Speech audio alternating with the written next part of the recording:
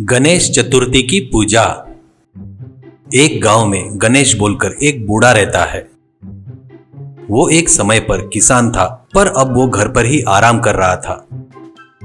गणेश को लड़का और बहू भी रहते हैं, पर उनको बच्चे नहीं थे। वो कई सालों से बच्चे होने की राह देख रहे थे। गणेश का लड़का गणपति वाले के खेत में खेती करके अपने परिवार को पालते रहता है। गणेश गणपति बापा का बहुत बड़ा भक्त था। वो ही नहीं, उस घर में सभी बापा के भक्त थे, पर गणेश को बहुत ज्यादा ही भक्ति थी। रोज गणपति बापा की मूर्ति की पूजा किए बगैर कोई भी काम नहीं करता था। घर वाले भी वैसे ही थे। विनायक चतुर्थी आई बोले तो वो लोग बड़े अच्छे से पूजा करते थे। उसके बाद वो लोग गरीबों को अन्नदान भी करते थे।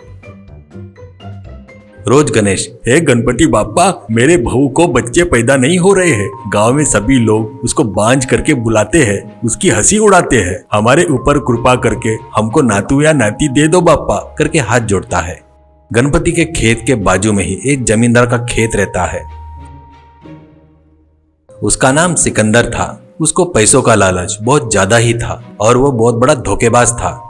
वो कब से गणपति के खेत को छीनना करके उसकी इच्छा थी, पर जब भी पूछता था तो गणपति मना कर देता था। केव जी, कितने बार भी बताए तो तुमको समझ में नहीं आता क्या? हमारा खेत हमारे लिए माँ के जैसी है। मर जाएंगे पर खेत बेचने का सवाल ही पैदा नहीं होता। फिर से दोबारा ये बात बोले तो ठीक नहीं होगा, करके धमकी देता है।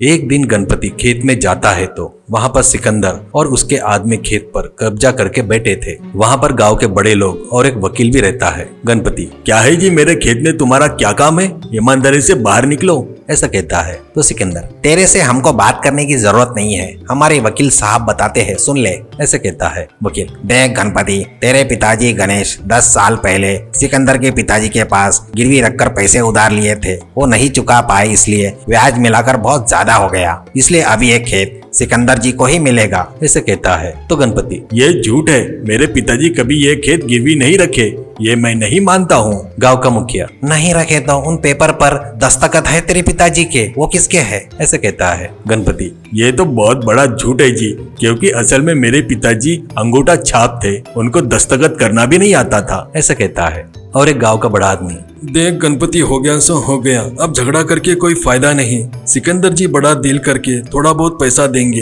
वो लेकर बाजू में हो जा। अब तेरे को इससे अच्छा मौका नहीं मिलेगा, ऐसा कहता है। गणपति को ये सुनकर बहुत गुस्सा आता है और जी, वो जो दे रहे हैं उस पैसों की आशा मैं नहीं करता हूँ। तुम लोग मुझसे मेरा खेत छोड़ने को बोल रहे हो क्या? तुम क्या बड़े लोग हो रहे? कहते हुए सिकंदर को खेत से बाहर धकेल देता है। वो नीचे गिरता है। बस ये बात पता चलते ही गणेश और गणपति की पत्नी दौड़ते हुए वहां पर आते हैं।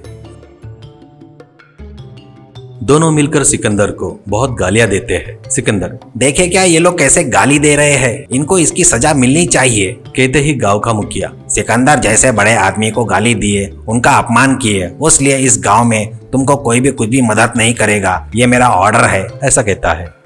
घर पर आकर गणेश गणपति बापा से, बापा तेरे ऊपर भरोसा किया करके हमारे साथ ऐसा किया क्या? हमारा खेत नहीं रहा तो हम लोग कैसे जिएंगे, करके दुखी होता है। उस दिन से गणपति से उसकी पत्नी से गांव वाले बात करना बंद कर देते हैं। किराना दुकान वाले सामान देने से मना कर देते हैं। वैसे ही सब्जी वाला उनको दूर रखते हैं। एक बार विनायक चतुर्थी आती है। गणेश भगवान को हाथ जोड़कर, स्वामी जी, तुमको फूल चढ़ाता बोले तो हमको कोई फूल नहीं बेच रहा है, प्रसाद चढ़ाता बोले तो किराना वाला सामान नहीं दे रहा है, और हम भी खाना नहीं रहने से बहुत तकलीफ झेल रहे हैं। ऐसे तुम्हारी पूजा करनी पड़ेगी करके कभी सोचा नहीं था, मुझे माफ कर दो स्वामी, ऐसा कहता है। तभी मूर्ति में से, तू दुखी मत हो गणेश, तुझे क्या चाहिए मुझे पता नहीं क्या, करके आवाज सुनाई देती है। वो सुनकर सभी चौंक जाते हैं। मूर्ति, मैं तुम्हारा कुल देवता गणपति बापा हूँ, तुम सबको खाना खिलाता हूँ, आज त्योहार के दिन अच्छे से खाना खाओ। ऐसा कहते ही बस हवा में से पंच पकवान आते हैं। वो खाकर वो लोग बहुत खुश होते हैं।